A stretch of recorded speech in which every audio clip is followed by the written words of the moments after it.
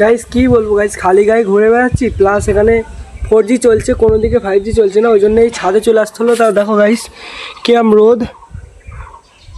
ইউটিউবারদের লাইফটাই guys এরকম, কি বলবো, ডেলি একটা করে ব্লগ আপলোড করতে হবে, আবার ডেলি পরিশ্রম করে যেতে হবে, কিন্তু একদিন ফল একদিন অবশ্যই আসবে। তাও একদম ফল আসবে যখন বিশাল বড় সড়ো ফল আসবে।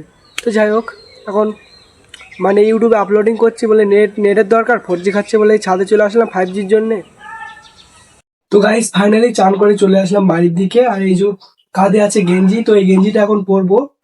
তো গেঞ্জি পরে একটু বাড়ির দিকে যাবো। যেহেতু গাইস সরি, আমি তোমাদেরকে দেখাতে পারিনি যে পুকুরটার আবহাওয়াটা কিরকম। তোমরা দেখলেও তোমাদের বিশাল বিশাল বিশাল ভালো লাগতো, যেহেতু ওই টাইমে আমার ফোনে 5G দরকার।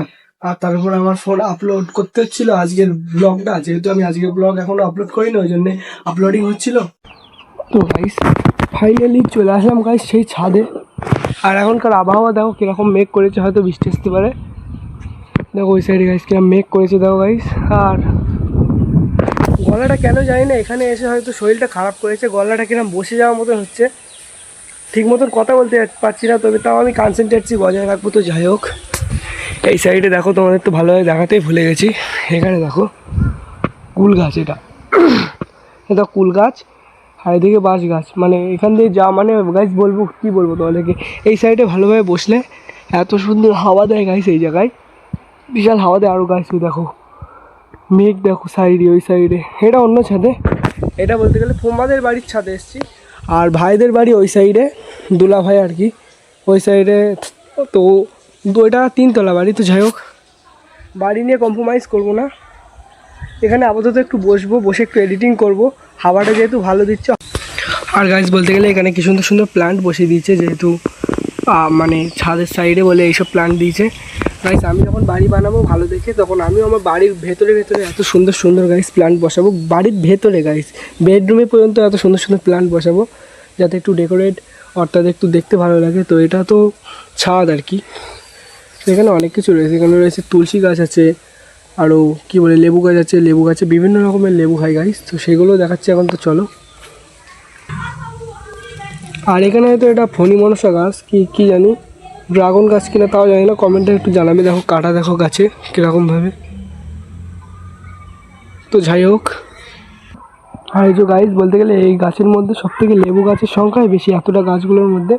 দেখো লেবু গাছ দেখো, ভাতে খাওয়ার লেবু, প্রত্যেকটা গাছে লেবু হয়েছে, একটা একটা করে হোক, দুটো দুটো করে হোক, লেবু হয়েছে কিছু কিছু গাছে, আর কিছু কিছু গাছে হয়নি গাছ বলতে গেলে। আর এখানে দেখো লঙ্কা গাছও আছে, এগুলো মিনি মিনি প্ল্যান্ট গাইস, এগুলো খাওয়ার জন্যই বসিয়েছে হয়তো এরা, সবসময় সব দিন আর হয় না, বাজার দিয়ে বেশিরভাগ এরা কিনে খায়। দেখো লঙ্কা হয়েছে, দেখো লঙ্কার ফুল অনেকটা এরকম হয়, তোমরা একটু বলবে কেউ যদি লঙ্কার ফুল দেখে থাকো কমেন্টে। আর লঙ্কা এই যে একটা লঙ্কা, একটা লঙ্কা, এতটা লঙ্কা, গলা গাছ বসে গেছে, তো কী বলবো। আর এই দেখো এখানে দেখো কতটা লঙ্কা দেখো। আর গাছ এখানে রয়েছে সজনে গাছ, এই দেখো, এই সজনে গাছ দিয়েই ওদিন সজনে শাক রান্না হয়েছিল বাড়ির দিকে কালকে। এই যে সজনে গাছ, এই মানে এই শাকের মানে এই শাক খেতে বিশালই গাইস ভালো লাগে, তোমাদের কী বলবো গাইস, আমার প্রিয় খাবারের মধ্যেও পড়ে সজনে শাক। তো গাইস আকাশের অবস্থা যেরকম খারাপ, তবে হাওয়াও দিচ্ছে সেরকম ভালো গরমের জন্য আর কি।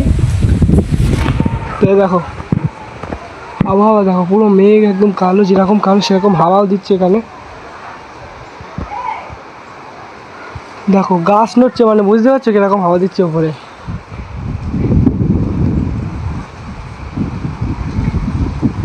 জানি না বৃষ্টি হবে কি না, সম্ভবত বৃষ্টি হওয়ার কথা এখন, কেননা আকাশ যেরকম কালো, হাওয়াও দিচ্ছে সেরকম ভয়ঙ্কর হাওয়া আর কি।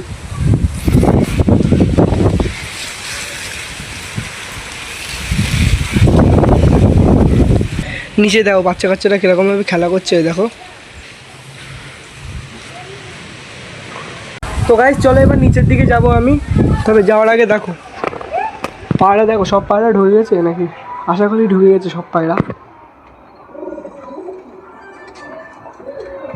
তো যাই হোক গাইস, এই দেখো বলতে বলতে না বৃষ্টি চলে এসছে, ওই জন্য আমি ভেতরের দিকে চলে আসলাম, ভালো জোরে বৃষ্টি হচ্ছে। তো গাইস হাওয়াও এইদিকে আসছে, বৃষ্টির হাওয়া। তো এবার নিচের দিকে যাবো আমি। কি হাওয়া দিচ্ছে গাইস, গায়ে লাগছে।